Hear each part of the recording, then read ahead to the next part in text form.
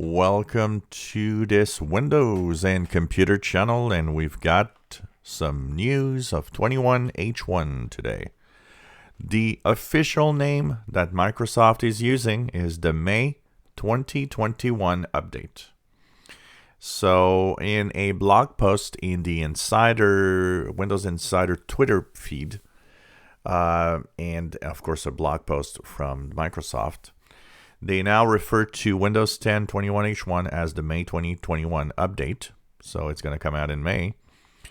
They are also offering actually a place where you can download the latest build. So 19.043.928 is deemed to be the official version that will be released. That means that it's really, really close. We're any day now from actually getting this. It is really final. There's, of course, insiders testing out some, updates for bug fixes and stuff like that for future updates. The way they're saying it is, of course, like every previous releases, seekers will get it first. So, of course, stay tuned to this channel. As soon as the first seekers start getting this, I'm going to post a video talking about it and letting you know that the rollout has started.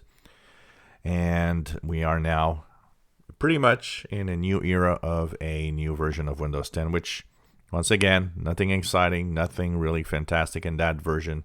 It's a small cumulative update that could be exciting for a lot of people because it means that it's just a small update with that doesn't take too much time to install.